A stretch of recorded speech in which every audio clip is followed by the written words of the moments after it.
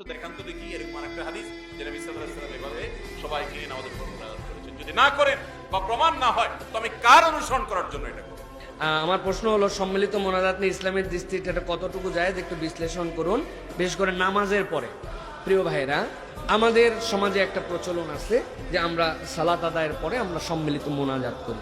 প্রিয় ভাইরা, আপনাদের কাছে খোলামেলা আমি বলতে চাই, আল্লাহ নবী, তার সাহাবী এবং তার হায়াতে যত ওয়াক্ত নামাজ পড়িয়েছেন, কোনো একটা রেফারেন্স আমাদের কাছে নাই যে আল্লাহ নবী সাল্লাল্লাহু আলাইহি ওয়াসাল্লাম সালাত শেষ করলেন, আসসালামু আলাইকুম আসসালামু আলাইকুম, এরপরে সব সাহাবীকে নিয়ে তিনি বললেন আল্লাহুম্মা আমিন, এরপরে উমুক তুমুক দোয়া করলেন। আল্লাহ নবী যা দোয়া করছেন সবগুলা নস আমাদের কাছে আছে, কিন্তু হাদিসে এরকম কোনো প্রমাণ নাই।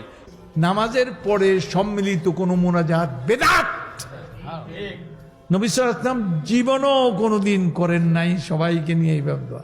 যার যার তার নবীজি সাল্লাল্লাহু আলাইহি ওয়াসাল্লাম জীবনে একটা নামাজেও সম্মিলিত মোনাজাত করেছেন কোন হাদিসে পাওয়া যায় না। তবে একাকী মোনাজাত করেছেন অর্থাৎ নামাজের পর দোয়া তোর পড়েছেন, এটা অনেক হাদিস পাওয়া যায়।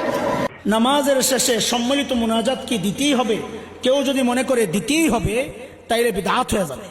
বরং একটা কথা কি জানেন, এই সত্য উচ্চারণটা করলেও অনেকে আমার আহলে হাদিস বানিয়ে দিবে।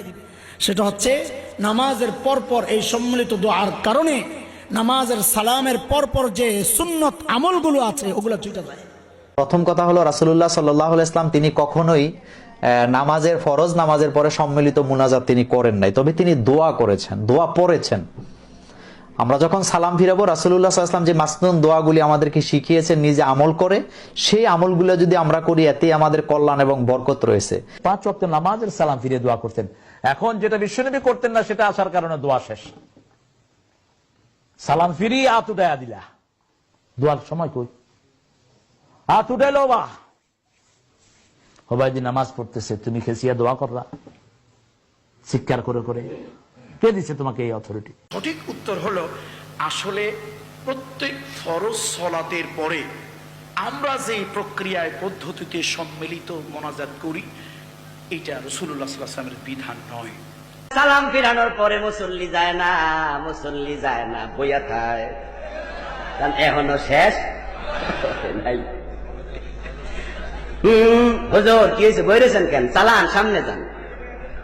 যদি হুজুর কইতে পারে না মিয়া নামাজ শেষ, মুনাজাত কই, মুনাজাত কই, হুজুর যদি কইতে পারে এটা সুন্নাহ না, অনেক মসজিদে চাকরিটাও থাকে না।